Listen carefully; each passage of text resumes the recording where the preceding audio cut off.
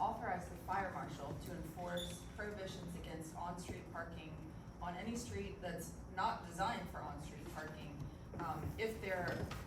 if cars obstruct access by fire trucks, essentially. So there have been some issues in various neighborhoods in the county where, you've got maybe a 24-foot wide road and you've got people parked on both sides of it, and it's impossible for a fire truck to get through. In a lot of communities, that on-street parking enforcement falls on the HOA, which has not been effective in certain cases, so we've added this in here to give the fire marshal the authority to do that. This section also cross-references an existing county code chapter that has some permit requirements for uses involving hazardous materials, and we just wanted to bring a little bit more visibility to that requirement, so we've just placed a cross-reference in here to that.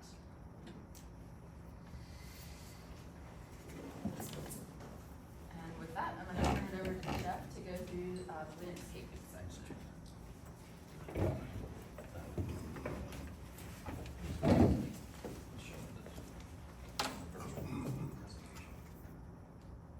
We're just trying to change what the public is seeing. Oh, yeah. Because they're seeing what's on the screen, which has the note view, but there are no notes, so that's why it changes.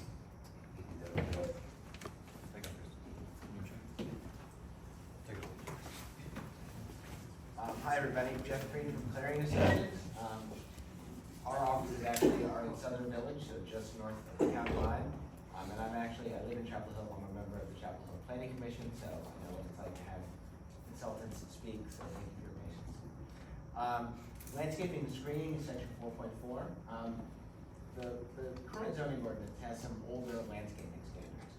But fortunately, the county has a very good appearance commission that's working hard at developing revised design guidelines, which, although they don't have the force of ordinance at the moment, are good standards. And so a lot of what you will see in this section 4.4 incorporates standards from the revised design guidelines that the appearance commission has been developing for several years. So again, there are enhanced general landscaping standards. A lot of them are similar to what's in the revised design guidelines, except now that they're part of the ordinance, they're a little bit easier to enforce. We've added some native plant and species diversity requirements. Species diversity requirements are important because they, make sure that if there is some sort of pestilence, some sort of disease, it will not wipe out the entire ecosystem of landscaping and development. We've updated some building foundation landscaping requirements. So these are the requirements that require that there be some sort of vegetation around non-residential and multifamily buildings in the county. So those have been updated. Right? Wrong button. Updates to the parking lot landscaping. Kelly just talked about the requirement for solar panels in the building standards. There's actually an option for solar canopies. So applicants who are developing property have an option of either providing vegetative landscaping, trees, shrubs throughout a parking lot, or they can provide solar canopies. And it's required that those solar canopies be hooked up and provide electrical power to the development or to the grid. So again, that's an option for applicants. There are updated screening requirements, so things such as outdoor storage areas, garbage collection areas, other utilities. Those are all included in the updated screening standards. And there are also updated landscaping maintenance standards to make clear that it's the landowner's responsibility to maintain the landscape, so that you don't get a situation, or you can try to guard against a situation where a developer puts in landscaping, it all looks great, and it's all dead in a few years because it's not propagated. Finally, transitional buffers. So these are the buffers that go between properties. So they go between different uses that are incompatible. And they also go between properties and the street along certain street corridors. Finally, there's also additional set of standards that apply next to the conditional zoning districts. There's a wider natural type of buffer, that type D successional growth that you can see on the screen that's required. So this really builds on the screening standards. They're pretty comprehensive standards that are in the revised design guidelines. But they've been updated to reference the updated set of uses that the team has developed in the new ordinance. And it also provides, the current standards are based on the use that's on the adjacent property. But what we've also done is look at the zoning district that's applied to the adjacent property. So if the land is not being used, if it's vacant, the buffers are determined based on the type of use that could be developed in that zoning district. So that's a very brief summary of landscaping. Is there anything about invasive species remediation and buffers and things? So there's a requirement, so there are plant lists. I think that's Appendix A. It's one of the appendices included in this packet. And so those are the types of preferred plants as well as invasive species that you can't plant. I'm trying to recall if there's a requirement to remove invasive species, but there are standards that allow that type D buffer is a successional growth buffer. And in that you're allowed to, you are required to remove invasive species if you want to use that buffer. Okay. So you've got that added to the type D provision? Yeah. That's good. I have to check that, but I'm pretty sure that's it. That's where it's more of a problem. Yeah. I mean, that's where invasive plants can slip through. Right. We could have a nice buffer, but if it's taken over by kudzu or wisteria, then it's gonna kill everything.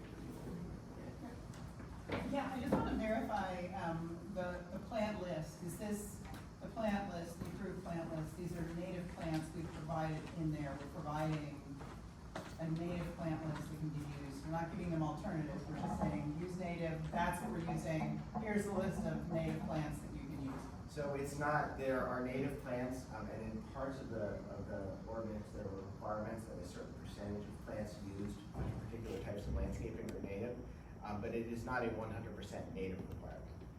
Based on the feedback that we received from the Appearance Commission, that there are circumstances where, because of the context of the buffer, to make sure that it serves its purpose even in the winter, that you do need to use non-native species at times. And those non-natives are definitely not invasive. We did not develop, or I did not develop the plant list. I think that was the Appearance Commission. I would part of that. They did. It's a good list. Is it good list? It's a good list. We did a really good job with that. How are we prescribing the use of natives then? Or are we, outside of just saying refers the use or something? For certain of the landscaping, a certain percentage is required to be native. Okay, So you can only have, in some instances, only 25% can be non-native, and other instances, up to 50% can be non-native. okay. Gotcha, thank you.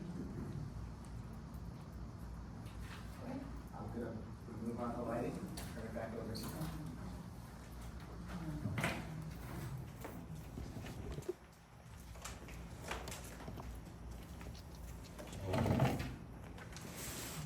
So we have proposed to modernize and simplify the county's current exterior lighting regulations.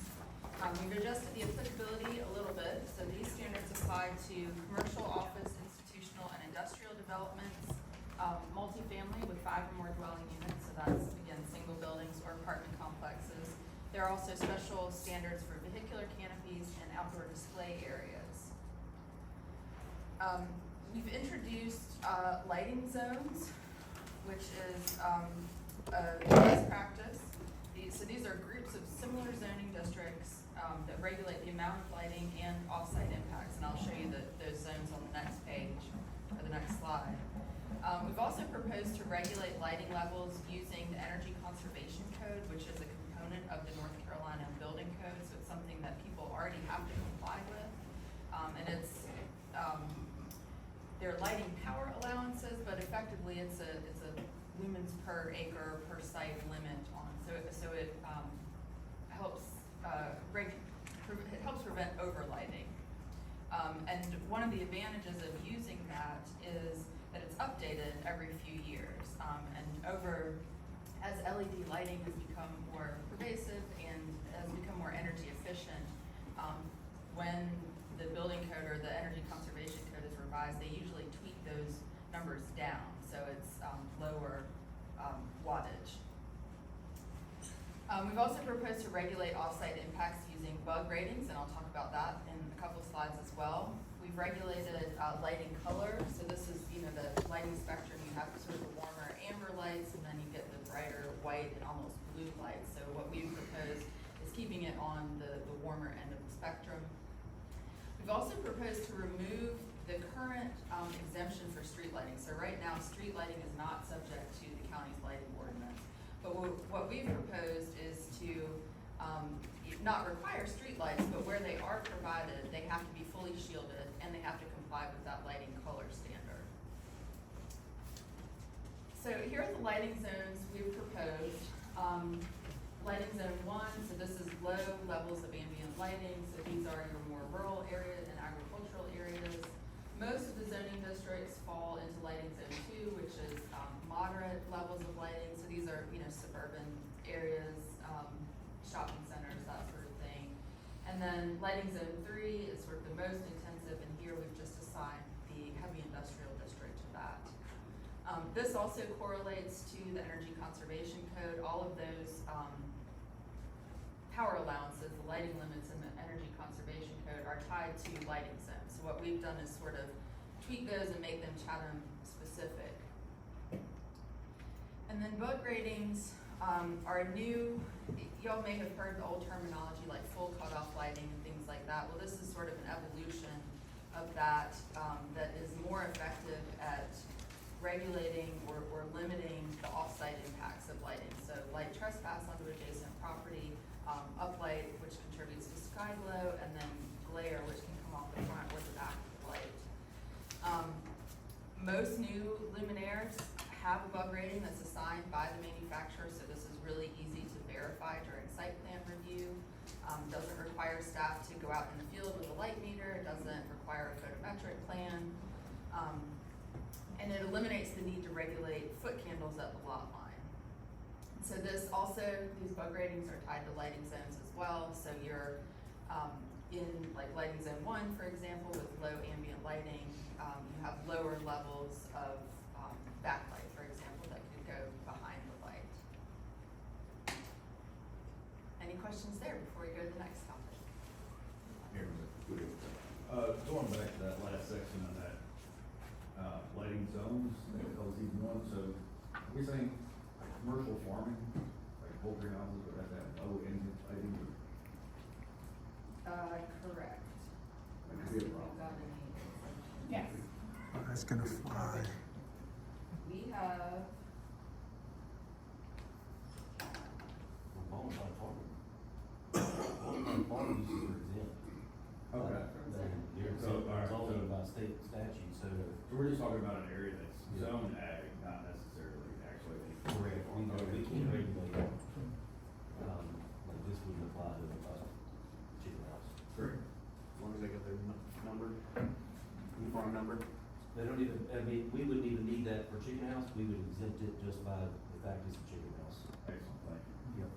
We do that, actually, not regularly, but last week we had them came in like, okay, honeybees, we don't even need documentation, it's honeybees. And they were building an extra, a building for processing the honey, we said, fine, we'll just do this as a bulk farm exception. Nelson, you have a question? Mine was about residential security lighting. so this does not apply to residential except for multifamily with 5 or more units in apartment complexes. So a single family house, is not gonna be affected by this, which is a little bit of a change. I mentioned the change in applicability, so that's a change from, current. So, Amanda and then Tony and Jane. Thank you. Yeah, so lighting and night sky, this has been a big deal in Chatham County for a while now. And so I was glad to see this in here, and I'm just wondering if we can't, look at, you know, lowering this. Like I would say LZ1, can we just like no low ambient lighting, and look at LZ2 maybe as low ambient lighting? I mean, how can we massage this just so that our lighting is not, we're gonna explode here, we're trying not to, but we are gonna grow, and we're trying to manage all that light pollution as we move forward, and I just wonder, and I think this is probably already pretty good, but I'm wondering if we can't be a little more, not even ambitious, just careful, protective in the use of light in the county. Well, Well, lighting zone one is mostly residential districts, so this doesn't apply. So this is gonna apply to any non-residential uses that might be allowed in those districts. Certainly a step further is to regulate lighting for residential properties, and a lot of communities do that, but it is tough to enforce. And it, does require county staff to go out there and, enforce any, lighting color or lighting amount. And so the lighting levels I mentioned that are tied to the energy conservation code, that's the commercial building code. So what we would also need to do is come up with some sort of standard for residential lighting. Could be, a limit on lumens for luminaires, could subject that maybe just subjecting them to the bug rating. So there's some different ways that we could certainly be more, restrictive, aggressive, progressive. Not my area of expertise, but I would love to figure out what are those, and that's just knowing from living in Chatham for a while and having a lot of different development things that have come up and hearing public comments for so many years now, where I know that that's a big, important issue, and so I just want to bring that as a representative right now to make sure that we don't lose sight of that and do everything we can, while we're doing it, while we have the opportunity to protect that. Just on behalf of a lot of the people I know that matters to, including me.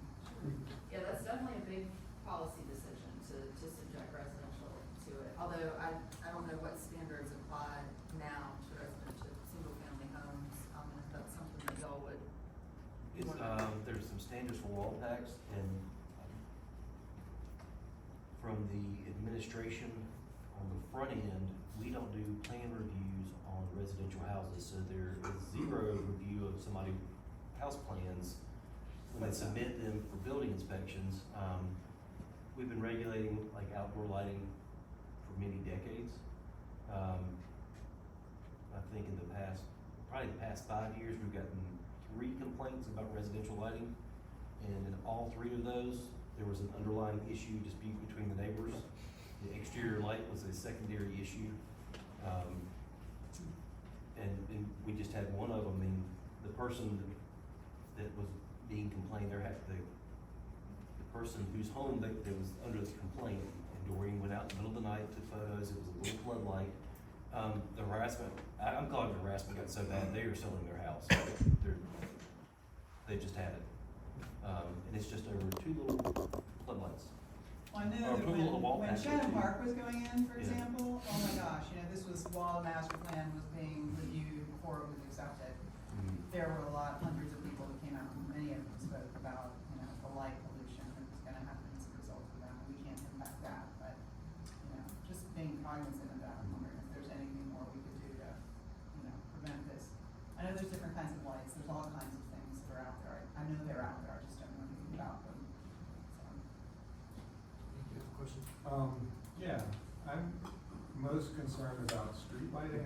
I agree that residential houses should be part of the problem. I'm not eager to crack down on homeowners, for their lights, but certainly I think street lights could be something we could really get comfortable with. I know that in my house I can see the Milky Way from a field out back, and that's amazing.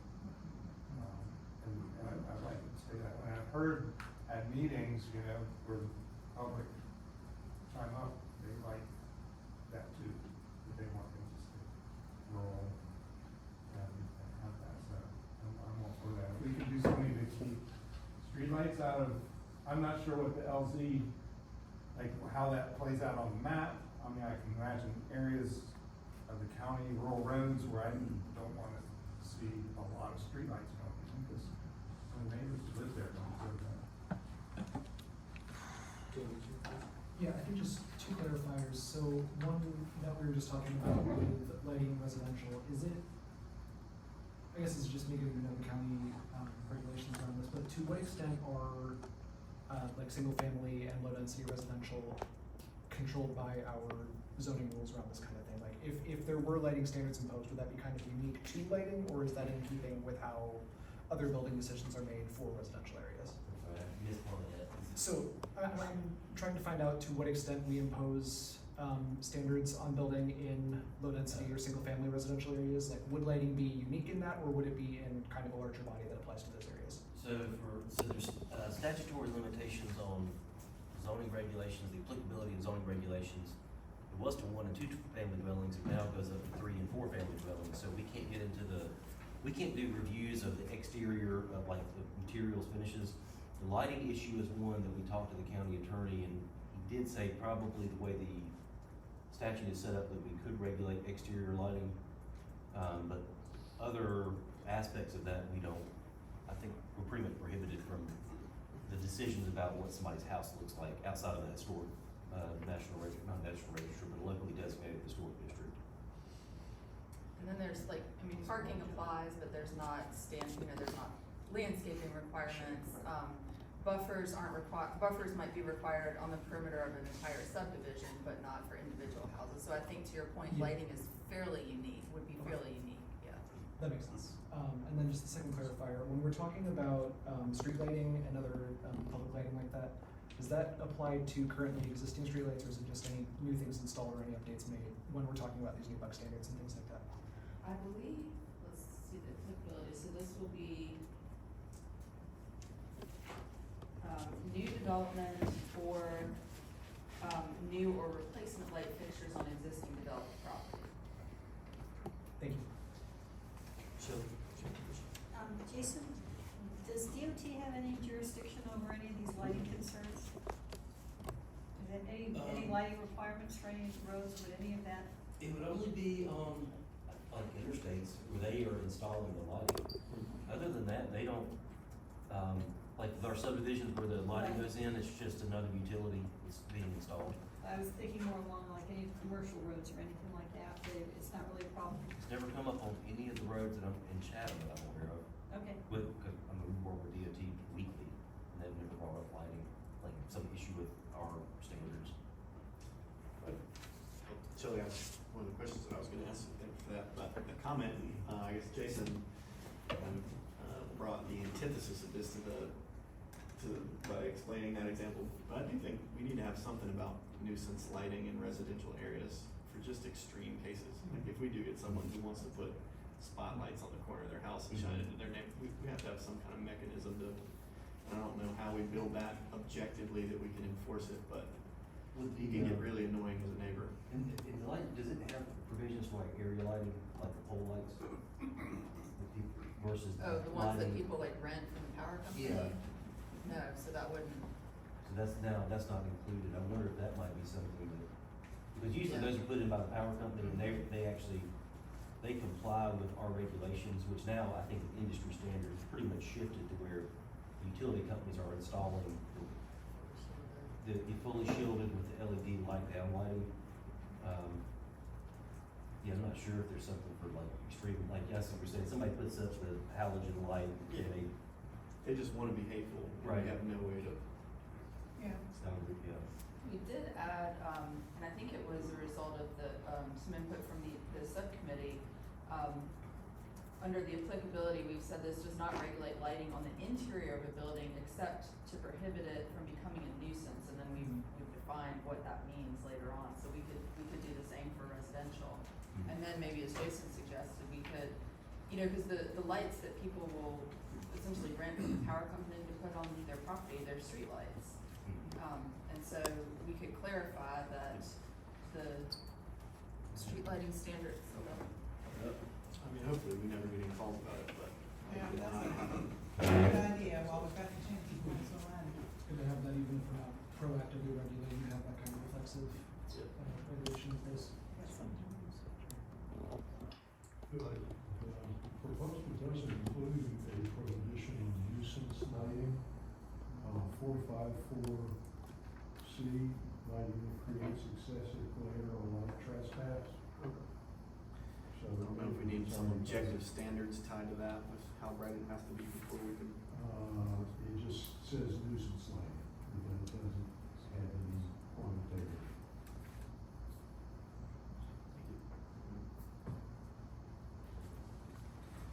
Any other questions on lighting before we hop into parking?